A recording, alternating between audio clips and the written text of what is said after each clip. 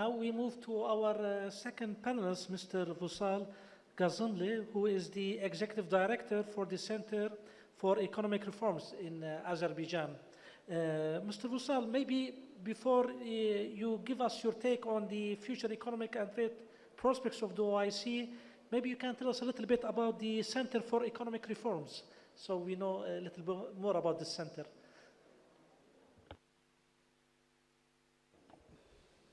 Thank you very much.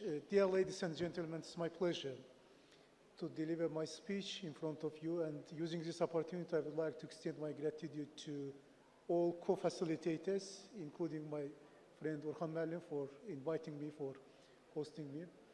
Our Center for Analysis of Economic Reforms and Communication was created by Mr. President 5 years ago. By the way, this is a think and do tank. On one hand, we run research. On the other hand, we run monitoring and evaluation, and we have flagship projects like Enterprise Azerbaijan, AzExport, Digital Trade Hub of Azerbaijan, and one-stop shop for export promotion. So this is just a brief introduction about my center, and if you don't mind, I would like to switch the second part of your question about OIC economic development perspectives. First of all, let me say that economic contraction in OIC countries last year was moderate as compared with the rest of the world. In other words, the world average. And before this pandemic, the growth rate in OIC countries was predicted at 3.7%. While under pressure of pandemic outbreak, our economy contracted by 1.6%, by the way, slightly above world average. It's good. But on the other hand, the growth rate for this year is projected 4.3%, and next year 4.5%, which are well below or slightly below the world average, and it gives us a chance, opportunity to think about our challenge to shrink this gap and to reach world average. This is a very important issue.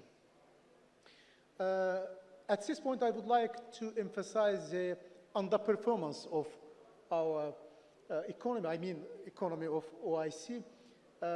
In current price, the share of OIC countries in global GDP is about 8.2%.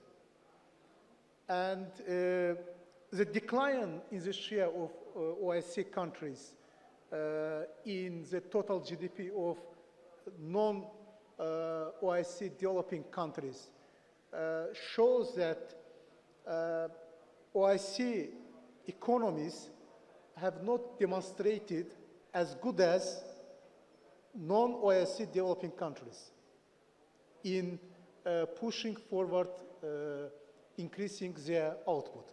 This is the major, how to say, message we have to take consideration.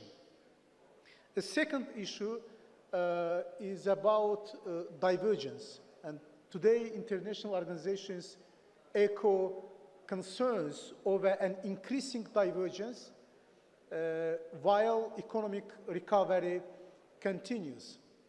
And therefore, together with World Bank, OECD, International Monetary Fund, I think OIC should support international cooperation and commitment, first of all, to expedite vaccination. The second issue, careful calibration of domestic policies. And the third one, acceleration of economic growth via transformational reforms. So in other words, according to IMF leader Kristalina Georgieva, we have to, first of all, vaccinate, then calibrate, And the last point, but not least, accelerate. And from that point of view, I really appreciate world community's, how to say, decision, commitment to reach to the goal at least 40% vaccination of population in all countries by the end of this year and 70% by mid-2022. And we should take into consideration this issue and should push forward vaccination because, you know, beyond vaccination, we cannot accelerate or calibrate our domestic policies in OIC countries.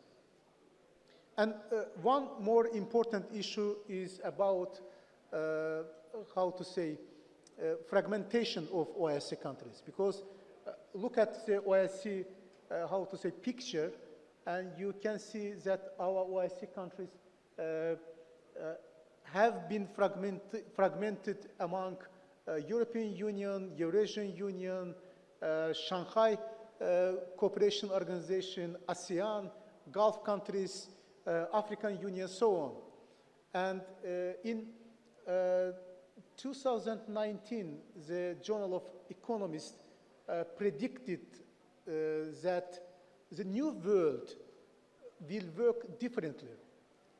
And today, as well as supply chain interruptions, along with high inflation pressure and supply, how to say, shocks, one more time proves the importance of international cooperation. And the economists even coined new word, globalization. Globalization in meaning is the opposite of globalization. And globalization leads to internal links, deeper links within economic regions. For example, supply chain in America, in Europe, in Asia are sourcing closer to home. And it means that, you know, intra-regional FDI flows, intra-regional supply chains, intra-regional investment flows prevails globalization. This is new reality for us. And plus, creation of, for example, AUKUS, I mean, Australia, UK, US, after Brexit. Trade war between China and United States. And other tensions in world economic order. One more time proves the importance of cooperation among OIC countries. And let me say that today FDI inflows in OIC countries remains lower than non-OIC developing countries. And we have investment gap as well as in infrastructure. And that's why, in order to gain new opportunities through recalibrating this new reality, OIC countries, first of all, should provide economic reforms. I mean, first of all, decrease trade costs and provide institutional reforms and transformational reforms, which leads to green development and digital transformation. And the last but not least point, I would like to refer to the book written by me a couple of months ago on economic growth. In my book, I created some cubic Rubik for economic growth. First of all, we have to provide precise diagnoses to identify major constraints, binding constraints in front of OIC countries. And therefore, we need, through deliberation councils, identify our major constraints.